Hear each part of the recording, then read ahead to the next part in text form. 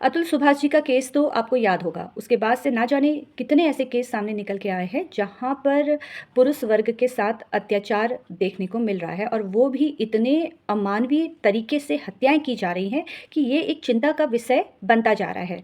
देखिए, पीड़ित कोई भी हो सकता है। पीड़ित एक महिला भी हो सकती है और एक पुरुष भी हो सकता है, और हमें साथ देना है एक पीड़ित व्यक्ति के लिए। अब अगर महिलाओं के साथ अत्याचार होता है तो पुरुष समाज खड़ा होता है और वहाँ पर महिलाओं का साथ देता है। लेकिन जब बात आ जाती है पुरुष वर्ग की, तो पुरुष वर्ग के साथ महिलाएं खड़ी नहीं होती है, उनका साथ नहीं दे रही हैं। आखिर क्यों? क्या पीड़ित पुरुष नहीं हो सकता है? कल मेरी किसी से बातचीत हो रही थी, उनका ये कहना था कि देखिए, पुरुष समाज देश है हमारा, तो पुरुष वर्ग के साथ तो अत्याचार हो ही नहीं सकता है। कुछ ना कुछ गलती पति की भी हुई होगी, तब जाकर पत्नी ने ऐसा कदम उठाया। 3-4 केसों के बारे में हम ऐसे ही बात कर रहे थे। तो मैंने उनसे बोला कि बिल्कुल सही बात है, अत्याचार तो महिलाओं के साथ ज़्यादा ही होता है। इसमें मैं बहुत अच्छे से मानती हूँ कि महिला वर्ग के साथ अत्याचार हो रहा है, क्योंकि हमारा जो देश है वो पुरुष प्रधान देश है, और आज भी महिलाओं के साथ अत्याचार हो रहा है। लेकिन यहाँ पर महिला की परिभाषा बदल गई। तो उनका ये कहना था कि महिला की परिभाषा बदल गई, ये बात उनको समझ में नहीं आई। देखिए, महिलाओं के साथ अत्याचार आज भी हो रहा है। अब वो कैसे?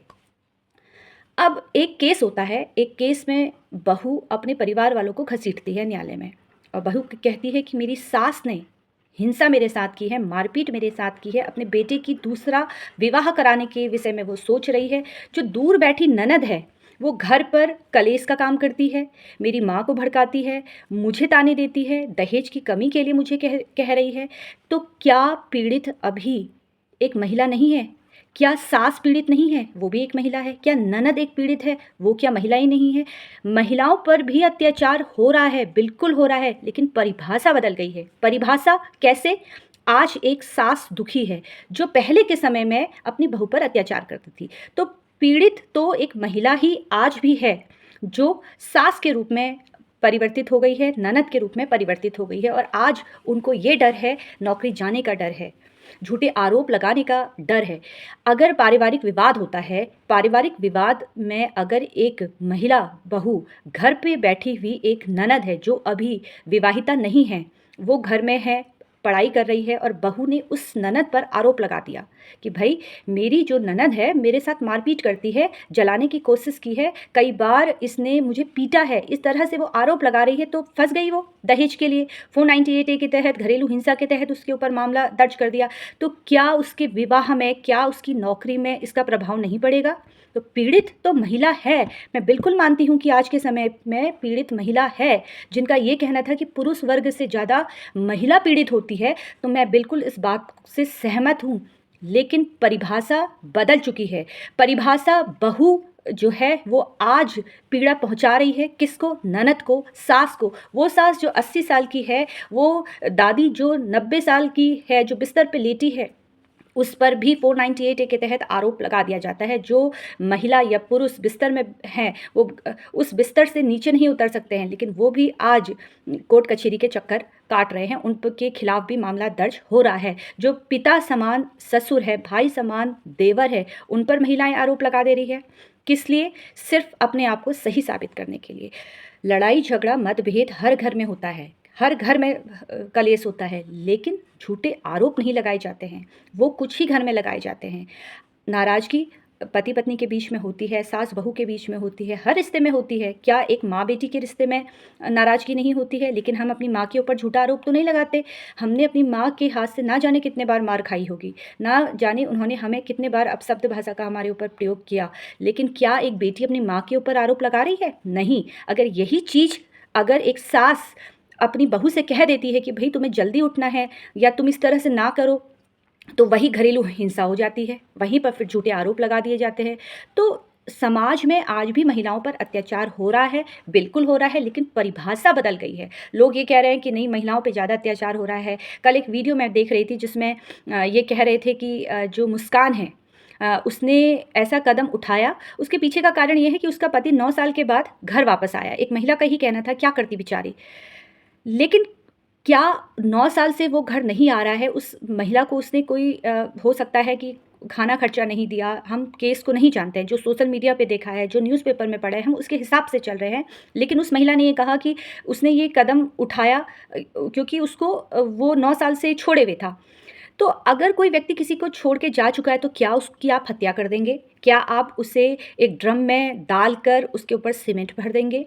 क्या अपनी बेटी को जीते जी अनाथ कर देंगे? इसका अंजाम आपको याद नहीं था कि मैं जेल में चली जाऊँगी और पिता जो है उस दुनिया में नहीं रहेगा, उस बेटी का क्या होगा?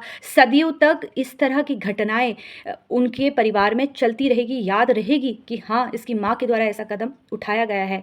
कल एक वीडियो मैं देख रही थी जिसमें एक पति अपनी पत्नी का अपने प्रेमी से विवाह करा रहा था। अरे तुम तो ठीक हो गए हो, तुमने तो करवा दिया, लेकिन बच्चों के दिमाग में क्या प्रभाव पड़ेगा? वो तो इस तरह की बातें सीख रहे हैं, या समाज में इसका क्या प्रभाव पड़ेगा? अगर आप करवाते तो आप सीधे कहते कि ठीक है तुम तलाक ले लो।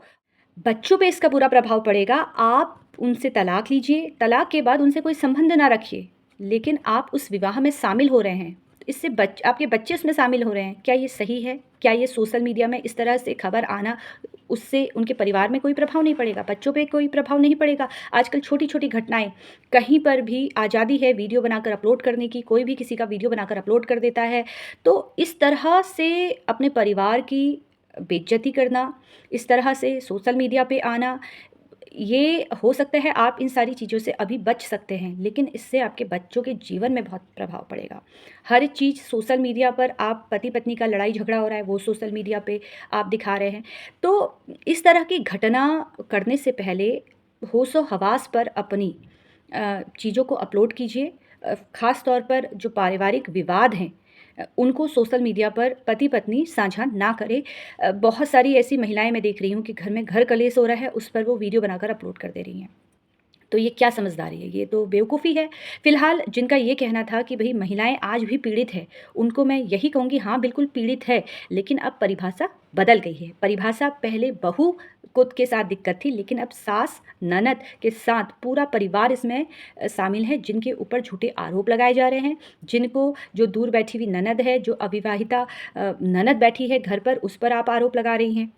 तो ये जो झूठे आरोप का सिलसिला है, ये ख़त्म होना चाहिए, और एक सख्त कानून की मैं यहाँ पर कहूँगी कि अगर कोई झूठा आरोप लगा रहा है, तो उसको कड़ी से कड़ी सज़ा मिलने का प्रावधान होना चाहिए। फ़िलहाल ये मेरे मत हैं, यहाँ पर मैं किसी को कोई नेगेटिव जजमेंट अपना नहीं दे रही हूँ। आपका इसमें क्या विचार है? आप मुझे कमेंट करके अवश्य बताइएगा। हर के अलग-अलग विचार होते हैं। जिनका ये प्रश्न था कि महिलाएँ जो हैं ज़्यादा पीड़ित हैं, उनके लिए उनसे मेरी बातचीत हुई थी, तो मुझे लगा कि आपको भी मैं ये बताती हूँ, और आपका इसमें क्या मत है, ये मुझे आप ज़रूर बताइएगा। और कानूनी जानकारी प्राप्त करने के लिए सोशल मीडिया के अलग-अलग प्लेटफ़ॉर्म पर आप मुझसे जुड़ सकते हैं। पीड़ित कोई भी हो सकता है, चाहे वो स्त्री है, चाहे वो पुरुष है। न्याय दोनों के लिए बराबर होना चाहिए, क्योंकि जब हम स्त्री और पुरुष पर भेद नहीं करते हैं, तो आखिर न्याय देते वक़्त हम क्यों भेद करते हैं? एक महिला जो पढ़ी-लिखी है, तो उसको भरण-पोषण क्यों दिया जाए? क्या